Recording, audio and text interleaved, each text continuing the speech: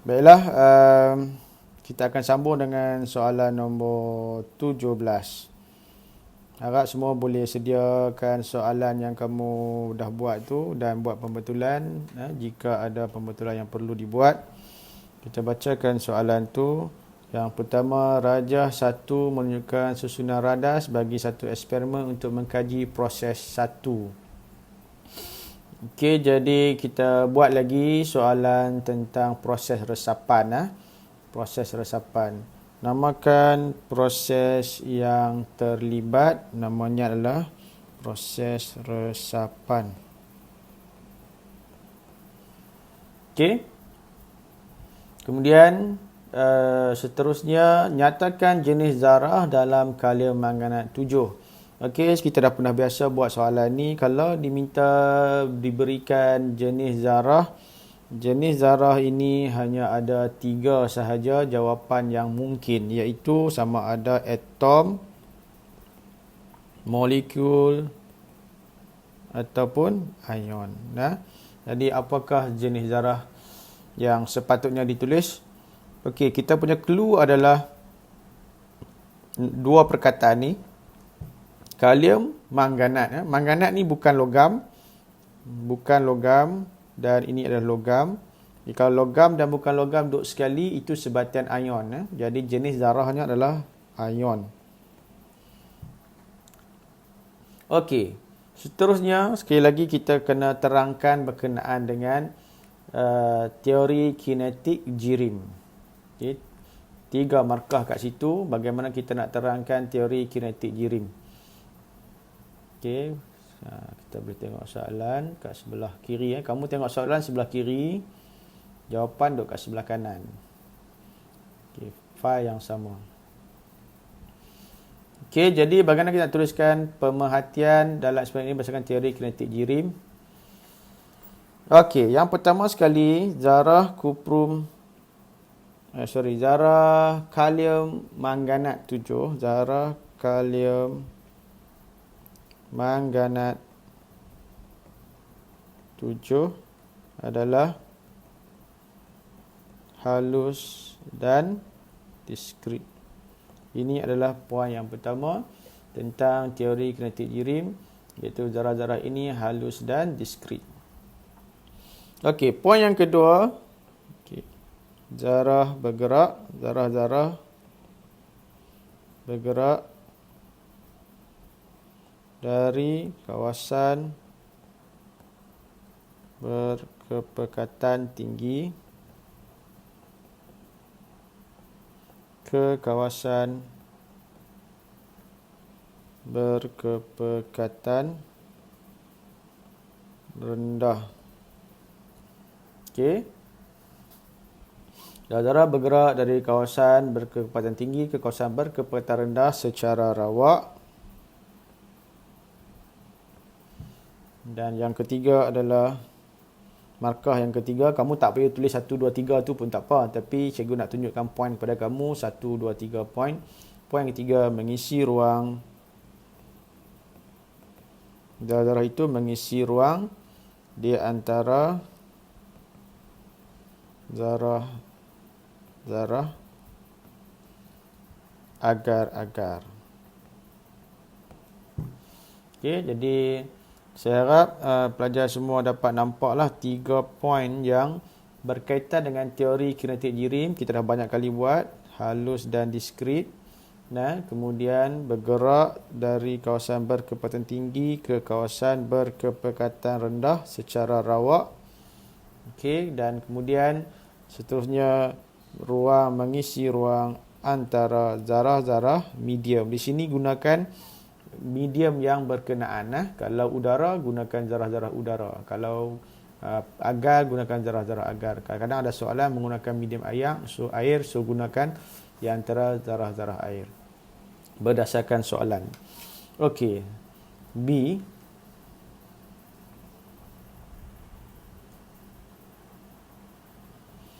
Namakan satu zarah subatom yang terdapat dalam nukleus atom karbon. Okay, zarah subatom. Subatom ni pun ada 3. Proton, elektron, neutron. Jadi kalau dalam nukleus itu kamu boleh jawab salah satu sahaja, iaitu sama ada proton. Ada orang jawab proton dan ada orang mungkin akan jawab neutron. Okey. Jadi kalau soalan minta satu, pastikan pelajar jawab satu sahaja walaupun ada dua jawapan yang boleh diterima. Sebab kita nak elakkan daripada pelajar kehilangan markah apabila salah satu daripada dua jawapan yang diberikan itu salah, maka keseluruhannya adalah salah. Okey. Kemudian seterusnya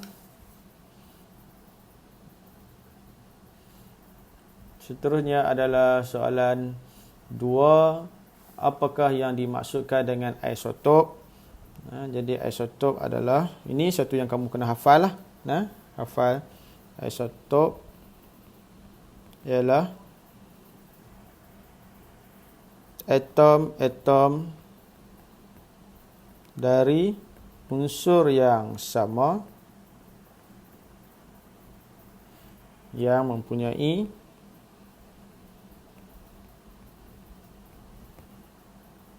nombor proton yang sama tetapi nombor nukleon berbeza. Okey, nombor proton yang sama tetapi nombor nukleon yang berbeza. Okey. Jadi itu adalah jawapannya. Yang ni macam mana pelajar boleh jawab? Pelajar mesti hafal lah. Hafal term ataupun hafalkan istilah makna, definisi yang diperlukan untuk isotop. Dan yang lain-lain jugalah mungkin akan ditanya. Okey, tentukan bilangan neutron bagi isotop karbon 14-6. Jadi bilangan neutron kita tolak sajalah sebab hasil tambah proton dan neutron dalam nukleus itu akan memberikan nilai nombor nukleon. Jadi untuk dapatkan bilangan neutron 14 tolak 6. Berapa 14 tolak 6? 14 tolak 6. Maka pelajar akan dapat jawapannya, iaitu 8. Okey.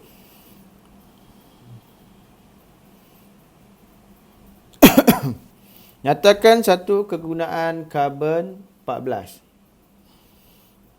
Karbon 14 adalah, ni selalu isotop yang selalu ditanya karbon lah. Jadi kalau pelajar boleh hafal, antaranya isotop-isotop lain adalah kobalt 60, natrium 24, iodin.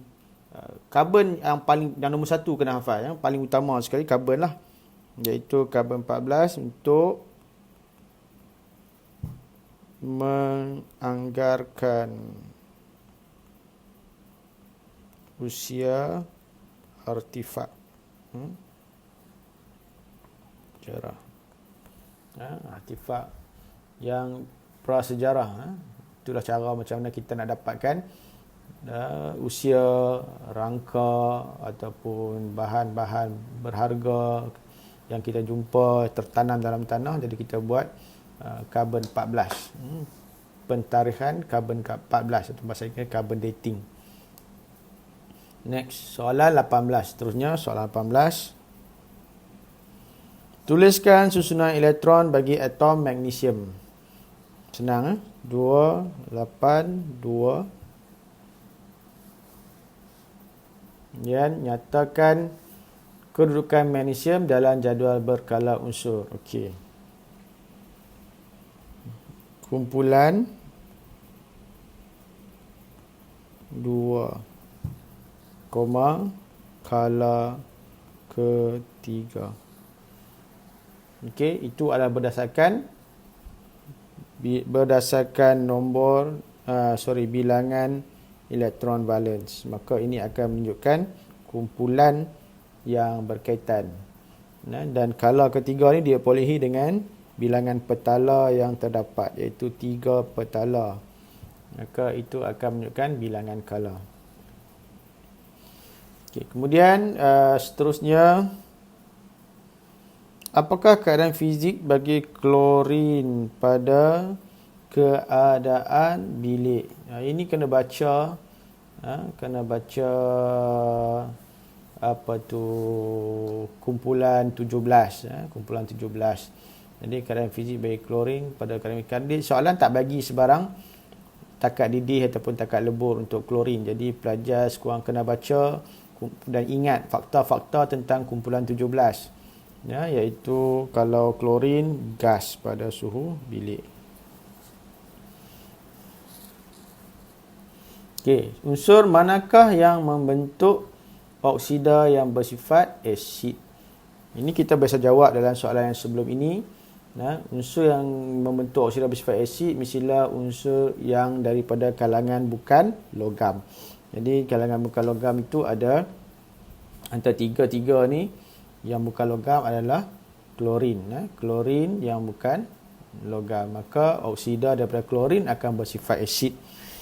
Jadi kita jawab klorin. Okay, untuk magnesium dia oksida yang bersifat base. Manakala untuk aluminium oksida yang bersifat amphoteric. Okey, seterusnya tuliskan formula kimia bagi aluminium oksida. Senang saja. Al2O3.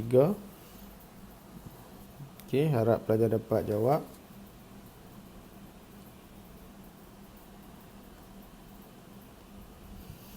Okey. Nyatakan jenis ikatan di dalam aluminium oksida, ikatan ion.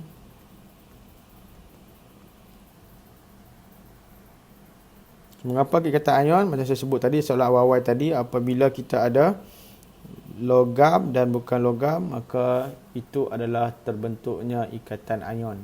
Kalau bukan logam dengan bukan logam, itu maksudnya ikatan kovalen. Next.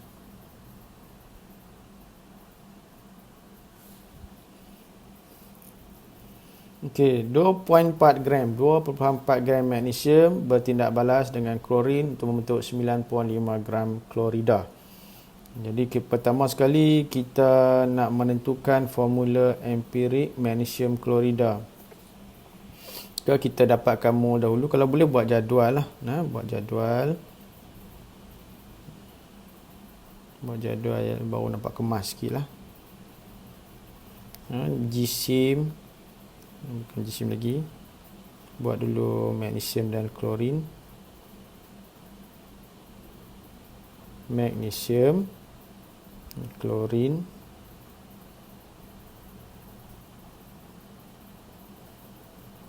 magnesium ada 2.4 gram, so gisimnya adalah 2.4 dan klorin 9.5. Okey, untuk dapatkan GC mol untuk klorin adalah 2.4 bahagi 24. Kita akan dapat sini 0.1 mol. Dan kemudian kita untuk klorin 9.5 bahagi dengan 35.5, kita akan dapat dan kita bundarkan dalam 0.2.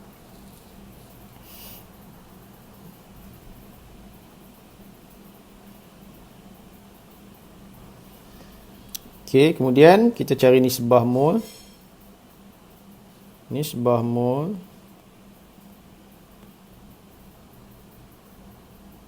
iaitu kita akan dapat 1 nisbah 2.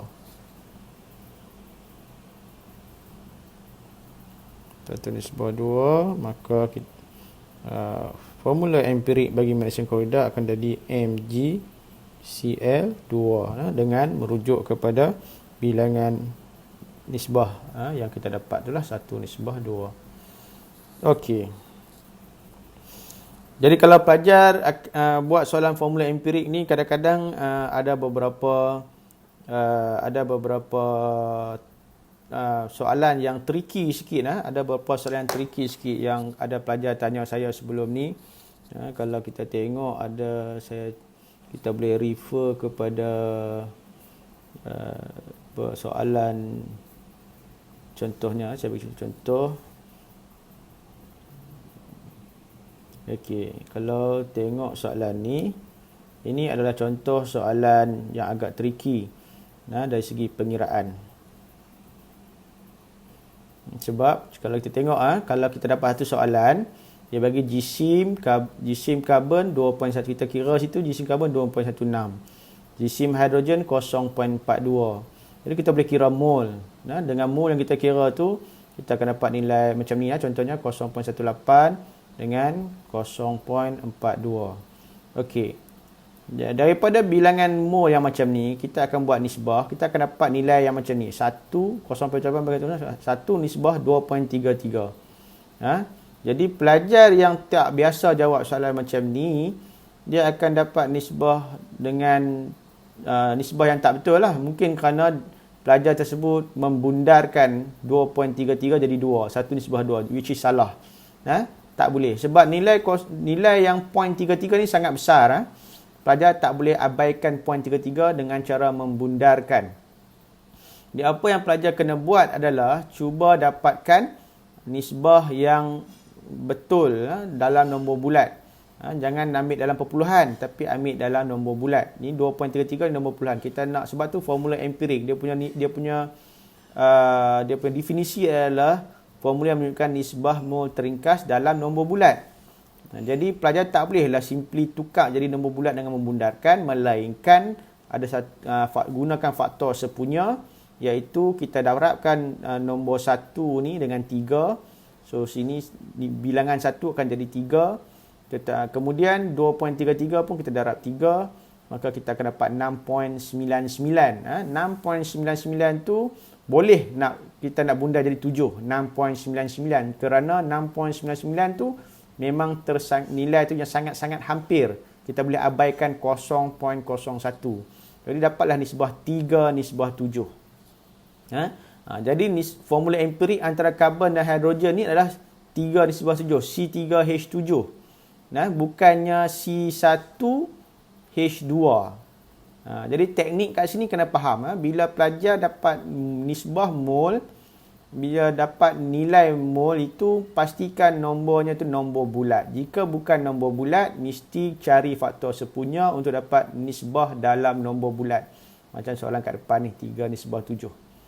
Okey, so harap pelajar dapat yang tu. Kalau tak dapat, boleh tanya soalan. Boleh mencelah terus. Tak payah tunggu. Kalau tidak, nanti jadi sejuk. Tengah panas ni tanya. Nanti jadi malas nak tanya dah. Okey. So ini soalan tadi, kita buat soalan seterusnya. Soalan 19.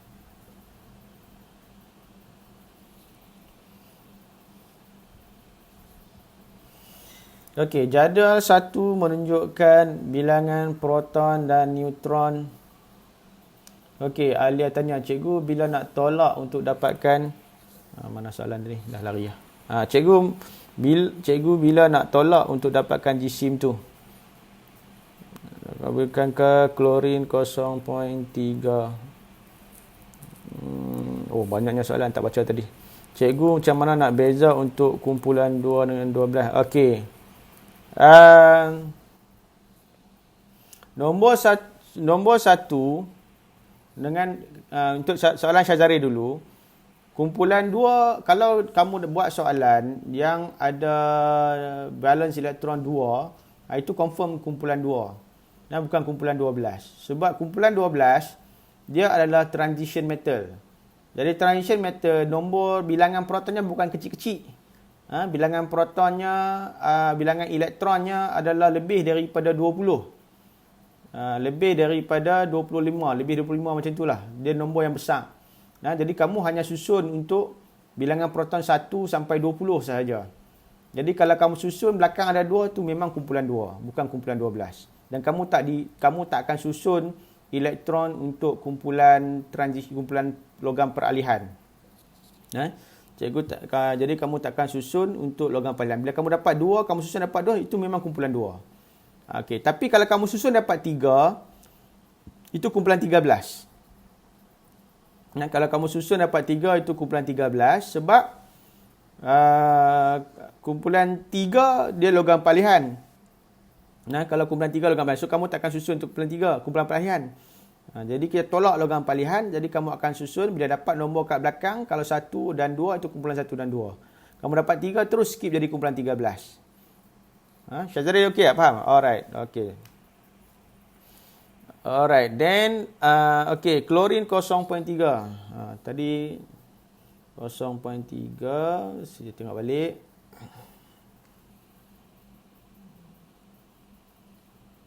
Oh, 0.3. Oh, iyakah? Saya tak pegang kalkulator pun. Kalkulator, kejap ya.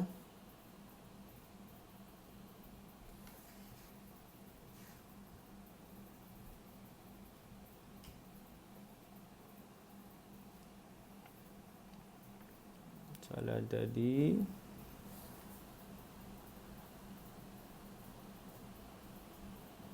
.5.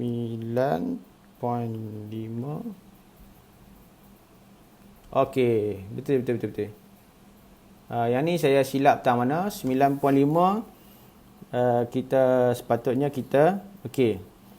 Kita bukan 95 ni, baca siap betul ni. Saya baca silap.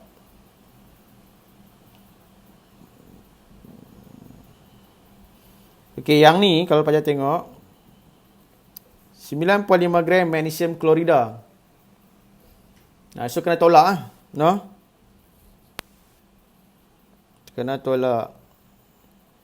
Okey, padam.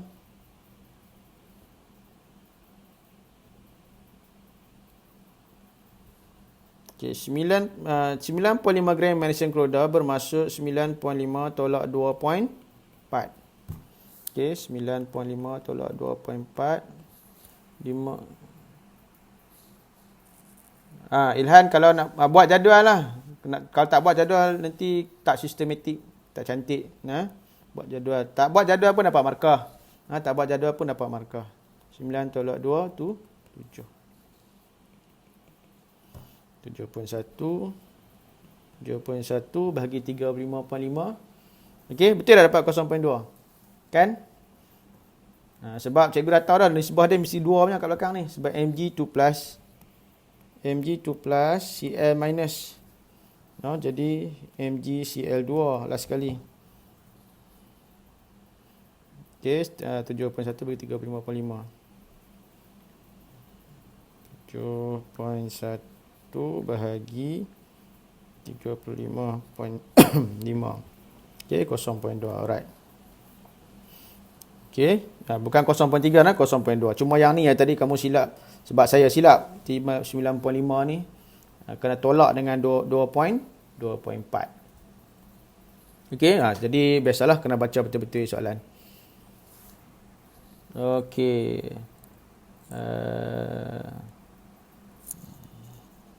Okey, Malik ya 7.1. Okey, so Adam Irfan okey Okey, Aina tanya cikgu merujuk pada suara yang cakap pasal kena darat dengan tinggal 80 minit. Macam mana kita nak tahu? Nak guli? Nak guli? Nak guli, alamak. Jahanam video abah. Sat. Mama, sikit. Okey. Sakit kepala kau. Sat, 5 saat. Aduh, anak kacau.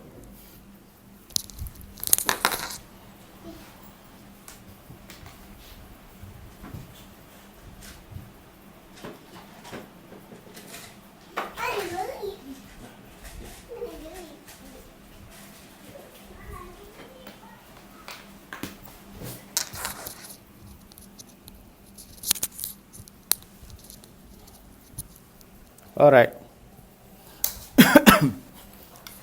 Okay. So Aina tanya, okay, macam mana kita nak tahu kena darat 3? Bukan, senang je nak tahu. Okay, tengok balik yang ni. Okay, Aina tengok balik Kalau Aina tak darat dengan 3, Aina tengok nisbah yang jadi untuk okay, nisbah kita dapat sepatutnya dapat dekat ni lah. No? Biasa kita stop sampai dekat sini. Ni tak buat lah. Tapi kalau kita tengok nisbah kita sekarang ni 1 nisbah 2.33. Okey. Bila Aina buat soalan yang macam ni, dan tengok-tengok nisbah 1 nisbah 2.33. Tak betul lah tu. Apa sebab tak betul? Sebab ni 0.33 ni bukan nombor bulat. Bukan nombor bulat. Dan kalau kita nak bundarkan pun dia terlalu besar. 0.33. Dia 1 nisbah 2, kita buang 0.33. Bila kita buang 0.33, maksudnya banyak yang calculation kita tu, GSIM kita tak ambil kira. Yang kita kira tadi 0.42 ni, sebenarnya dah lari berapa gram dah. Berapa point gram dah. Jadi 2.33 ni kalau kita buang 0.33 dapat 1 nisbah 2 jadi salah. Kalau kita nak buat formula empirik C1 H2.33 pun tak betul, mana ada formula empirik macam tu. Jadi macam mana kita nak buat? Dia tak boleh bundarkan sebab 0.33 considered besar. Jadi macam mana kita nak buat? Jadi kita teruskan pengiraan kita. Kita teruskan pengiraan kita so that nombor 1 dengan nombor 1 fine, tapi 2.33 ni kita nak jadikan nombor bulat.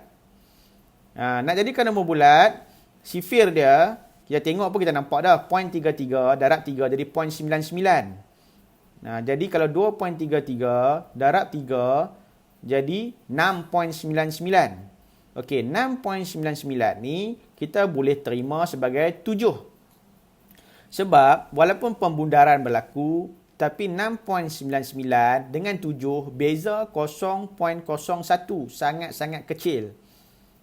Okey? Jadi kalaulah 2.33 kita darab 3 jadilah nombor bulat 7.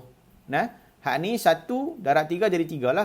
Kalau H darab 3, carbon pun kena darab 3 lah. Jadi C3H7 formula empirik. Faham tak tekat tu? Okey tak Aina? Okey, so apapun bergantung kepada nombor yang kamu dapat waktu first pengiraan ni. Most of the time kamu dapat soalan simple je. Most of the time dapat soalan simple macam ni je. Tak gaduh pun. Tekankan kita terus nombor bulat. Tapi mana tahu dapat soalan macam ni dapat nombor perpuluhan. Nombor perpuluhan kalau 0.3, biasanya 0.3 ataupun 0.5. 0.3 darab 3 jadi 9, fine. Ataupun dia bagi 0.5 darab 2. Darab sini akan jadi 2 lah, 0.5 darab 2. Bila darab 2 jadi nombor genap. Biasa nombor tu saja. Kalau 0.1 tak boleh buat. 0.4 pun tak boleh buat. 0.6 pun tak boleh buat. 0.7 pun tak boleh buat sebab dia takkan jadi nombor bulat. Okey? Okay, alright. So, next.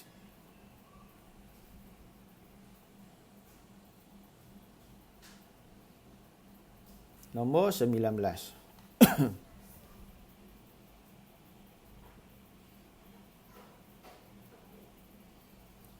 Okey, nombor 19. Okey, jadual 1 menunjukkan bilangan proton dan neutron bagi atom P dan Q. Nyatakan istilah bagi jumlah bilangan proton dan neutron dalam satu atom. Okey, jadi tadilah nombor nukleon.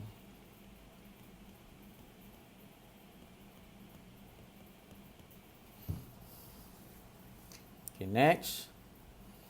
Lukiskan struktur atom P.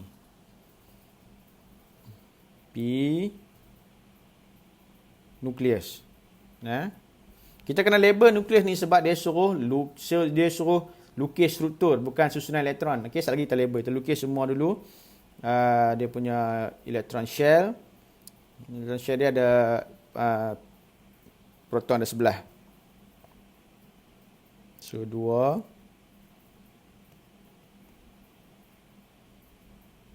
8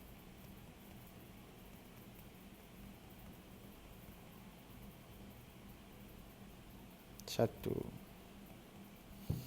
Okey, 281 adalah ini biasa dilukis setakat ni lah untuk dia punya susunan elektron. Tapi kalau kita nak jawab soalan ni, kehendak soalan adalah lukiskan struktur. Jadi kita kena labelkan struktur ini nukleus. Proton ada sebanyak 11. Neutron ada 12. Okey, buh sikit atas ni nukleus. Okey, 2 markah.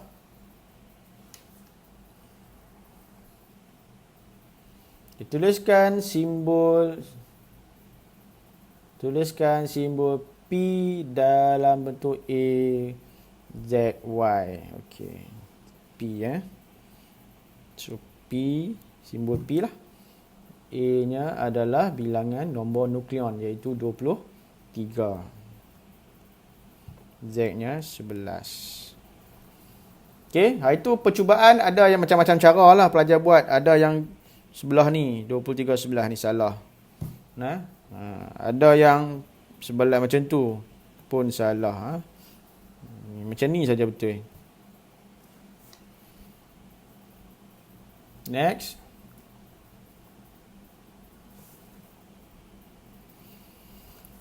Atom R ialah isotop bagi atom Q. Nyatakan bilangan proton dalam atom R. So Q kita tahu, kamu tengok Q proton 8. Untuk satu isotop bilangan proton adalah sama. Jadi 8 jugalah. Atom Q dan R menunjukkan sifat kimia yang sama. Nyatakan satu sebab. Okey, kerana atom Q dan R mempunyai bilangan elektron valens yang sama ataupun susunan elektron yang sama. Okey. Malik tanya, kalau tak label macam tu tolak 1 markah ke? Ya, kalau tak label 1 markah. Mana-mana lukisan dia bagi 2 markah biasanya. Mana-mana lukisan dia bagi 2 markah. 2 markah ni bagi untuk apa? Satu yang kamu tulis, satu yang kamu lukis. Mana-mana lukisan pun. Kalau kamu buat gambar raja susunan radas, maka yang kamu lukis tu berfungsi 1 markah. Yang kamu tulis iaitu label lagi 1 markah. Jadi kalau 2 markah ni, yang kamu tulis yang ni, label 1 markah. Malik. Kalau yang kamu lukis dalam ni label dan pangkah lah, bulat-bulat lah apa semua tu 1 markah lagi ya. Okay. Alright. Next.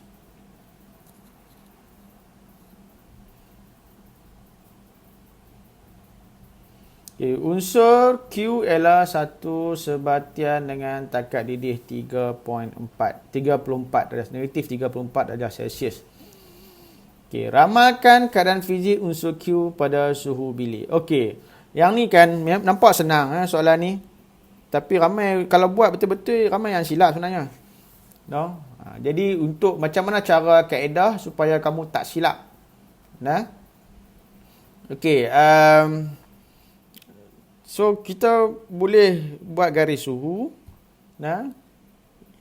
Ini adalah dia yang dalam garis suhu kita tu, first thing akan berlaku adalah pepejar akan mana-mana bahan dia akan lebur dahulu. So takat lebur. Kemudian baru dia mendidih takat didih. So sebelum lebur bahan adalah pepejar. Selepas lebur bahan adalah cecair. Selepas cecair dia didih jadi gas. Okey. Jadi unsur Q ialah sebatian dengan takat didih. Takat didih kat sini iaitu negatif 34.0. Kita tak tahu takat lebur dia. Soalan tak bagi takat lebur. Okey, unsur Q ialah sebatian dengan negatif 34. Ramalkan keadaan fizik unsur Q pada suhu bilik. Jadi suhu bilik dekat mana? Suhu bilik kalau ini garis suhu ni macam garis nombor lah. Nombor yang lebih kecil sebelah kiri, nombor yang lebih besar sebelah kanan. Jadi suhu bilik duduk di sini lebih kurang lah. Suhu bilik dalam 25 hingga ke 30 darjah Celsius. Ini adalah keadaan gas. Gas. Jawapan kita adalah gas. Okey, next. Berdasarkan teori kinetik jirim, huraikan susunan dan pergerakan zarah bagi unsur Q pada suhu bilik. So, pada suhu bilik, zarah-zarah gas, zarah-zarah sangat jauh dan tidak teratur. Okey, zarah pergerakannya bergerak secara rawak dan sangat laju.